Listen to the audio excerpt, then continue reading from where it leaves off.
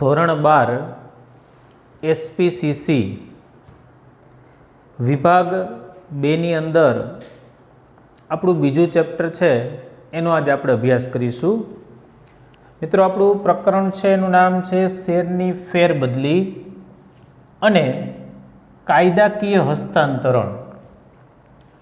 તો સૌથી પહેલાં આપણે શેરની ફેરબદલી શબ્દને ટૂંકમાં સમજીએ અને પછી કાયદાકીય હસ્તાંતરણ તમને સ્પષ્ટ કરાવું। મિત્રો તમને લોકોને ખબર છે કે કંપની છે એ પોતાની વધારાની મૂડી મેળવવા માટે શેર ભંડોળ ઉપર આધાર રાખે છે અને પોતાની વિજ્ઞાપન પત્ર દ્વારા જાહેરાતના અનુસંધાનમાં અરજી અને પછી શેર છે એ શેર હોલ્ડરોને ડિસ્ટ્રીબ્યુટ થશે। તો મિત્રો એવા શેર કે જે કંપની તરફથી માલિક બનેલા છે એવા લોકો પોતાના શેર જ્યારે અન્ય વ્યક્તિને સ્વેચ્છાપૂર્વક વેચતા હોય તો સામાન્ય અર્થમાં આપણે એને શેર ફેરબદલી તરીકે ઓળખી શકીએ। ટાઇટલની અંદર બીજો શબ્દ વાપરેલો છે કાયદાકીય હસ્તાંતરણ। હવે મિત્રો આની અંદર એવું હોય છે કે શેરધારકની ઈચ્છા નથી હોતી અથવા કાયદાકીય પ્રક્રિયા દ્વારા કોઈ એવા સંજોગો ઊભા થાય કે જેથી કરીને કોઈ કાયદાકીય પ્રક્રિયા કરવી પડે અને મૂળ શેરધારક છે એમના માલિકી હક છે અન્ય વ્યક્તિ છે એ મેળવે ત્યારે કાયદાકીય હસ્તાંતરણ થયું એમ આપણે ટૂંકમાં કહી શકીએ। આજે આપણે બંને વિશેનો અભ્યાસ કરીશું। સૌથી પહેલાં આપણે જોઈએ શેર ફેરબદલીનો શું અર્થ છે। મિત્રો શરૂઆતનો સમય જ્યારે આપણે જોયું તો કે વ્યક્તિગત માલિકી, ત્યાર પછી જરૂરિયાત પ્રમાણે ભાગીદારો આવ્યા અને ભાગીદારી પછી જે કંપની સ્વરૂપ આપણી સામે જે અસ્તિત્વમાં આવેલું છે।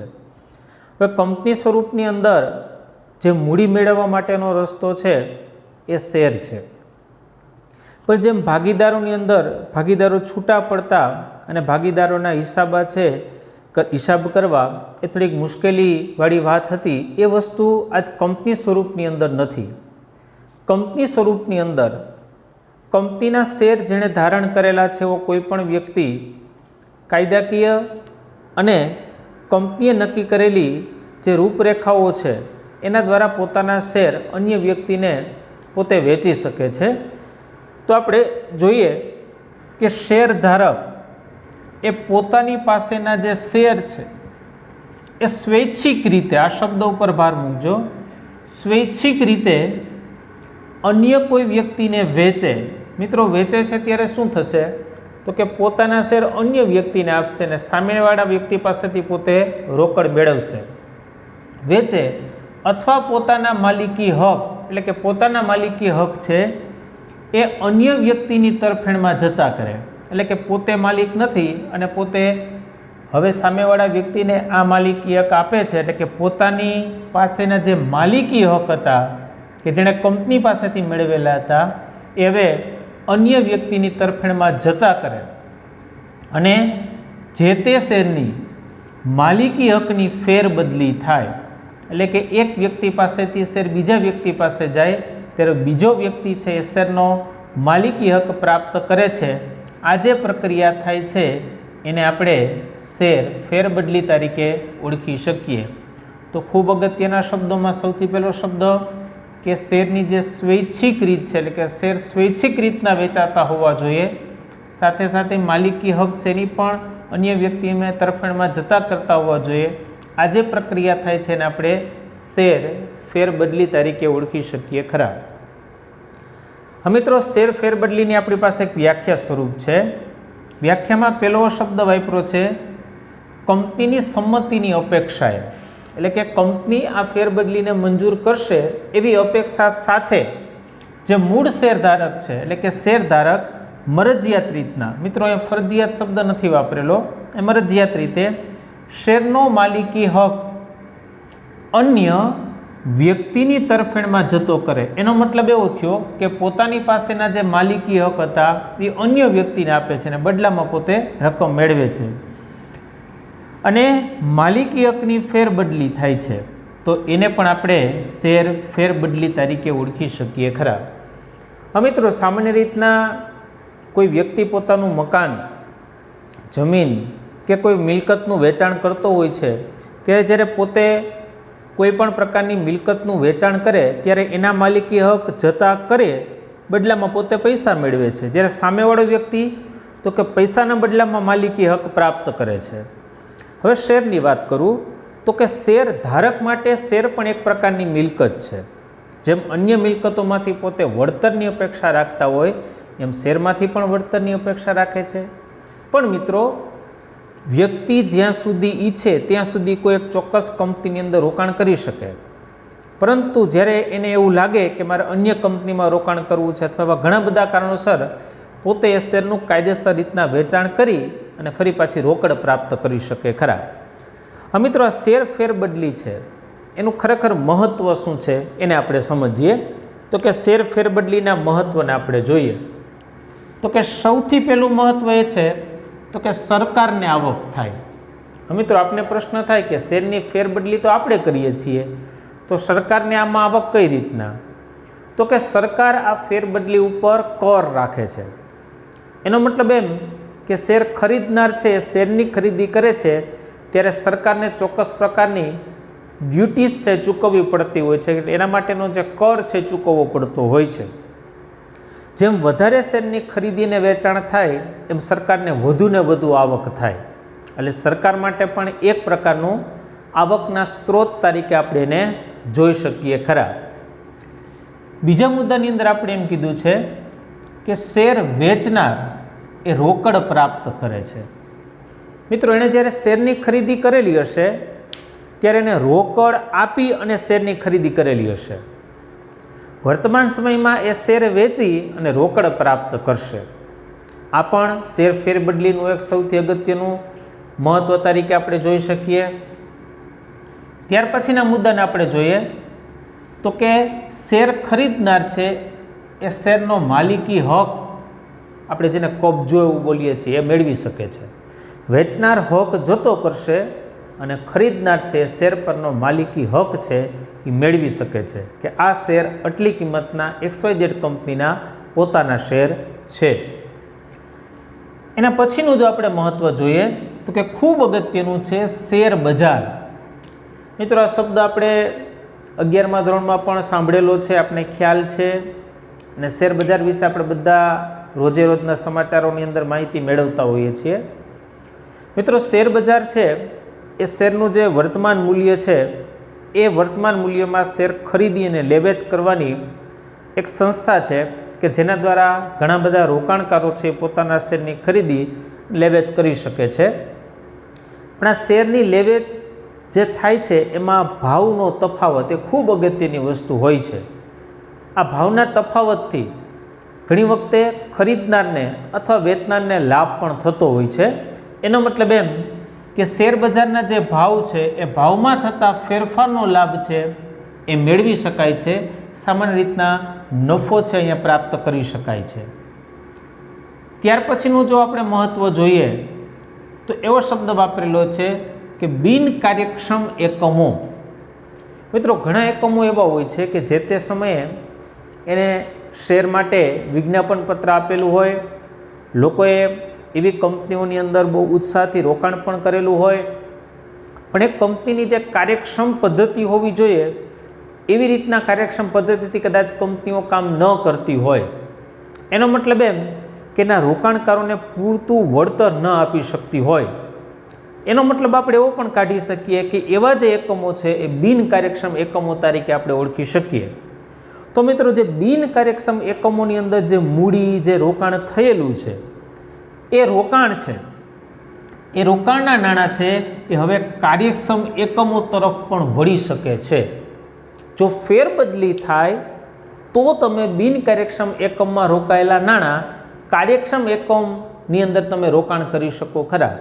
એનો મતલબ એમ કે શેર ફેરબદલીનું મહત્વ એવું પણ છે કે જે બિનકાર્યક્ષમ એકમોની અંદર ખોટી રીતના રોકાણ થયેલું છે એને તમે બદલાવી અને કાર્યક્ષમ એકમોની અંદર રોકાણ કરી અને સારામાં સારું વળતર મેળવી શકો છો. ત્યાર પછી આવે છે એક શેર બજાર અને બીજું આવે છે મૂડી બજાર. વાણિજ્ય વ્યવસ્થાની અંદર આ બંને શબ્દો શીખીશું આપણે. શેર બજાર અને મૂડી બજાર, આ બંને બજારોનો શેર ફેરબદલીને કારણે વિકાસ થાય છે. બરાબર? કારણ કે જે કંપનીઓને મૂડીની જરૂરિયાત છે કેપિટલની જરૂરિયાત છે એવી કંપનીઓને પોતાની કેપિટલ છે એ મૂડી બજારમાંથી પણ પ્રાપ્ત થઈ શકે છે, અને શેર બજાર છે એ રોકાણકારોને કઈ કંપની તરફ વળવું એના માટેનો નિર્દેશ પણ કરી શકે છે. હવે કંપનીની અંદર મુક્ત સ્વરૂપે શેરની ફેરબદલી. મિત્રો, મુક્ત સ્વરૂપે શેરની ફેરબદલી એ કંપનીનું એક આગવું લાક્ષણિકતા છે. કંપની સ્વરૂપ જ એવું છે કે એમાં કોઈ પણ વ્યક્તિ શેરની ખરીદી કરી અને માલિકી હક પ્રાપ્ત કરી શકે છે અને શેરનું વેચાણ કરી અને માલિકી હક જતા કરી શકે છે. તો આ કંપનીની એક આગવી લાક્ષણિકતા છે. એટલે કે મુક્ત સ્વરૂપે શેરની ફેરબદલી થવી, આનાથી શું થશે તો કે કંપની સ્વરૂપનો ઝડપથી વિકાસ થશે. આપણે ઉપર પણ જોયું હતું કે અહીંયા પણ તમે બિનકાર્યક્ષમ એકમમાંથી કાર્યક્ષમ એકમ તરફ નાણાં ફેરવી શકતા હતા, તો એ મુક્ત સ્વરૂપની શેરની ફેરબદલી કહેવાય. અને જો મુક્ત સ્વરૂપે શેરની ફેરબદલી થાય તો જે કંપની સ્વરૂપ છે એની જે મૂડીની જરૂરિયાતો છે એને પ્રાપ્ત થાય અને એનો ઝડપી વિકાસ થાય. હવે મિત્રો, કંપનીનો વિકાસ થાય તો સાથે સાથે દેશનો પણ એટલો જ ઝડપથી વિકાસ થાય. અને છેલ્લું જોઈએ તો કે કંપનીનો વ્યાપ અને એનો વિસ્તાર છે એમાં પણ વધારો થઈ શકે છે. તો આ વ્યાપ અને વિસ્તાર છે એ વધારો ક્યારે થશે તો કે શેર ફેરબદલી હોય તો. તો મિત્રો, આપણે જોયું શેર ફેરબદલીનું મહત્વ. હવે મિત્રો, આપણે શેર ફેરબદલીનું મહત્વ જોયું. હવે આ શેર ફેરબદલી જો કરવી હોય તો એ માટેની થોડીક કાયદાકીય જોગવાઈઓ છે કે શેરની ફેરબદલી કેવી રીતના કરી શકાય, એની જોગવાઈઓને આધીન કરી શકાય છે. પરંતુ એ શેરની ફેરબદલી કરતાં પહેલાં એ શેર હોલ્ડર પાસે કયા પ્રકારના શેર છે એ આપણે સૌથી પહેલાં જાણવું પડે. તો ફેરબદલીની દ્રષ્ટિએ તો કે બે પ્રકાર છે. એ બે પ્રકાર કયા તો કે પહેલો પ્રકાર છે મૂર્ત સ્વરૂપ, જેને વાસ્તવિક સ્વરૂપ તરીકે પણ વાસ્તવિક સ્વરૂપના શેર તરીકે પણ ઓળખી શકાય છે. અને બીજું છે અમૂર્ત સ્વરૂપના શેર. મિત્રો, આ બેમાંથી કયા પ્રકારના શેર હોલ્ડર પાસે છે એ જે શેર હશે એ પ્રમાણે શેરની ફેરબદલી અંગેની જોગવાઈઓ છે એ લાગુ પડશે. મિત્રો, જે મૂર્ત પ્રકારના શેર છે એને આપણે ફિઝિકલ શેર તરીકે પણ ઓળખી શકીએ છીએ. હવે જ્યારે ઇલેક્ટ્રોનિક સ્વરૂપ નહોતું ત્યારે સામાન્ય રીતના જે ફિઝિકલ શેર છે એ શેર વધારે પ્રમાણમાં ઉપયોગમાં થતો, અને આની અંદર એક પ્રમાણપત્ર શેર હોલ્ડર પાસે હોય છે. આ પ્રમાણપત્રની અંદર કયા પ્રકારના શેર છે, શેરની સંખ્યા શું છે, શેરની કિંમત શું છે અને શેર કઈ કિંમત ઉપર ખરીદી થયેલા છે વગેરે વસ્તુ પ્રમાણપત્રની અંદર દર્શાવેલી હોય છે. પરંતુ મિત્રો, જે આ ફિઝિકલ શેર છે એનું જે પ્રમાણપત્ર છે એ ફાટી જવું, ચોરાઈ જવું, ખોવાઈ જવું, આવા ઘણા બધા સંજોગોની અંદર એની મર્યાદા પણ છે. હવે જો આપણે વાત કરીએ તો કે અમૂર્ત સ્વરૂપના શેર કે જેને આપણે ડીમેટ શેર તરીકે ઓળખી શકીએ છીએ. ધોરણ 11માની અંદર આપણે ડીમેટ શેર વિશેનો અભ્યાસ કરેલો હતો. ખાસ કરીને આ એક ઇલેક્ટ્રોનિક સ્વરૂપે ડેટા છે એને સાચવવામાં આવે છે. શેર હોલ્ડરના હાથમાં કશું નથી હોતું, પણ એના ડીમેટ એકાઉન્ટની અંદર પોતે કેટલા શેર ધારણ કરેલા છે એની જે સંખ્યા છે લખેલી હોય છે ને એટલી સંખ્યાની સામે એની ખરીદ કિંમત અને શેરની સંખ્યા છે એ રીતના પોતાનું આખું જે માળખું છે એ ડીમેટ એકાઉન્ટની અંદર સ્પષ્ટ રીતના દર્શાવેલું હોય છે. મિત્રો, મેં તમને હમણાં વાત કરેલી કે જે ફેરબદલીની પ્રક્રિયા છે એ શેર હોલ્ડર પાસે કયા પ્રકારના શેર છે એને આધીન બે પ્રકારો છે.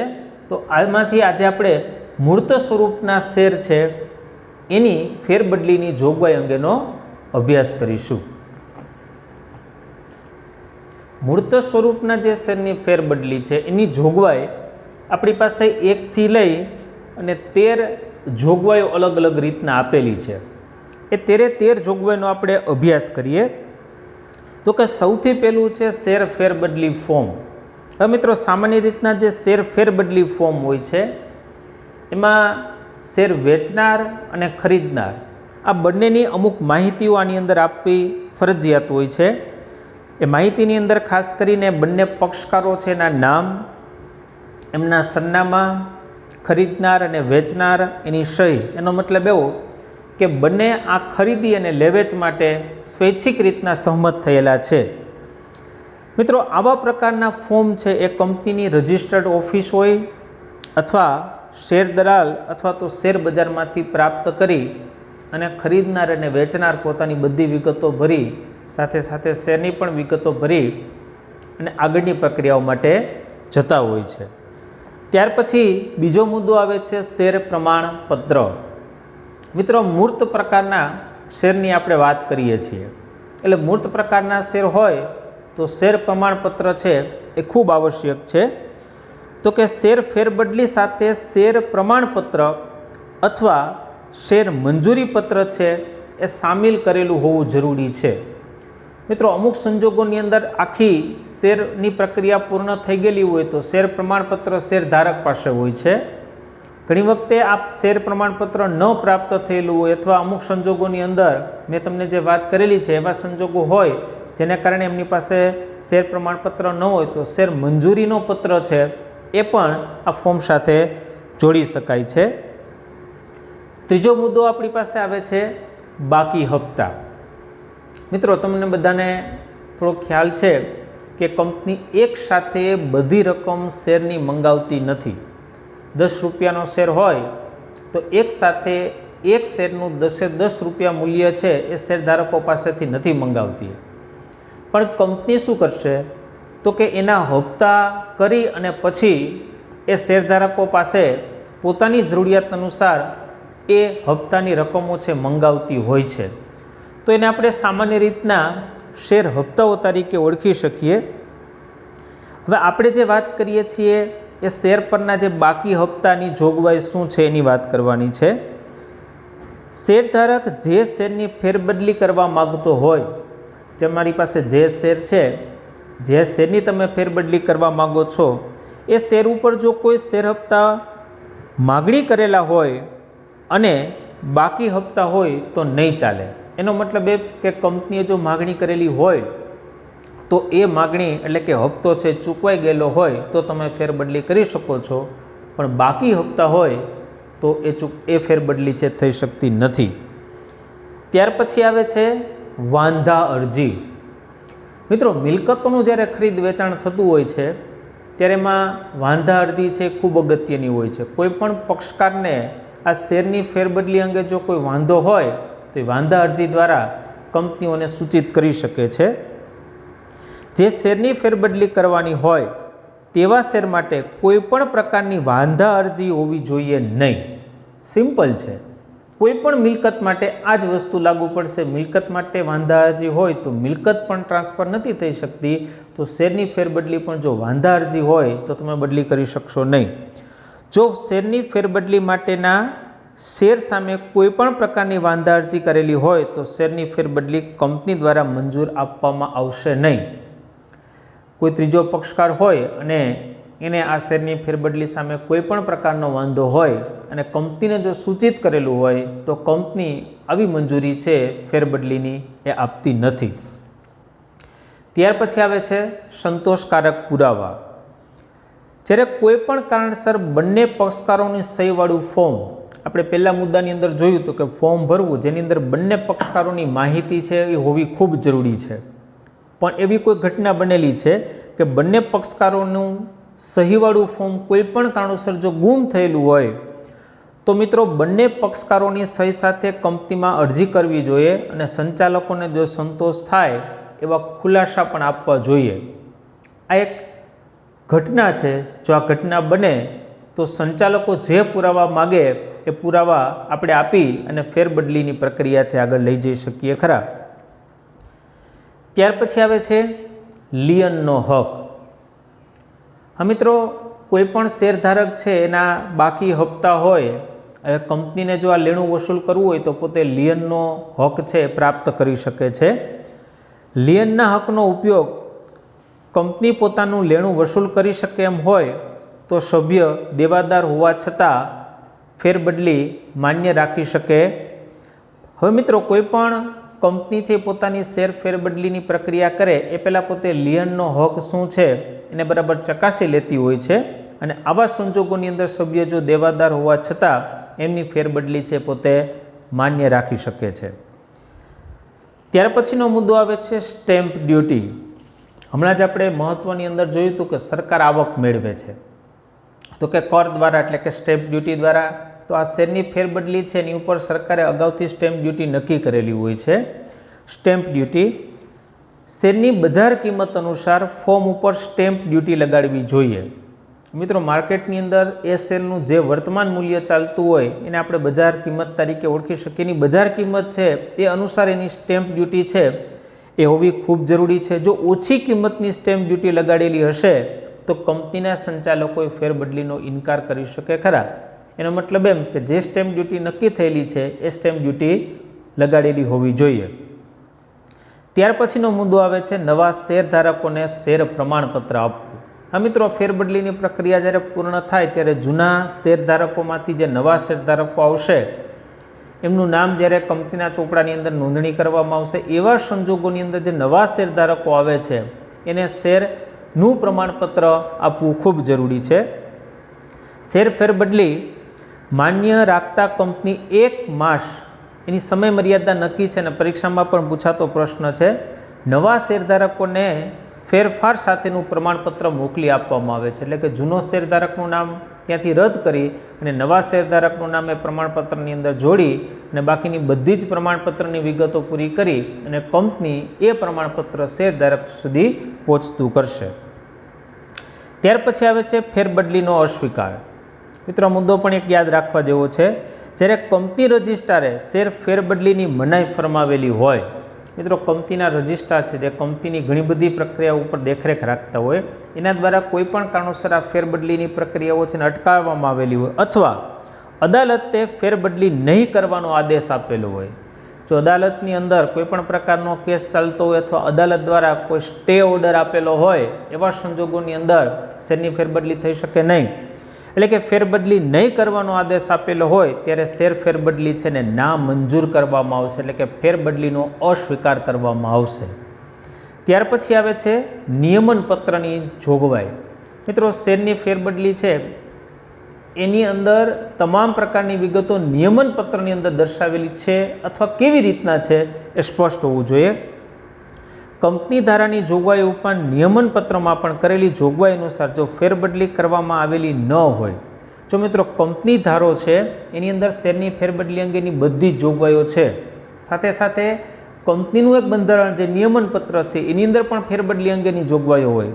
હવે જો આ બંને જોગવાઈઓ અથવા આના કાયદાકીય કોઈ પણ પ્રક્રિયા છે એ પૂર્ણ ન કરેલી હોય અથવા એનાથી ઉપર જઈને પ્રક્રિયા કરવામાં આવેલી હોય તો એને મંજૂરી આપવામાં આવતી નથી, એટલે એવા સંજોગોની અંદર શેરની ફેરબદલી થઈ શકતી નથી। આ પણ એક જોગવાઈ છે। 11મી જોગવાઈ આપણી પાસે આવશે સભ્યપત્રક।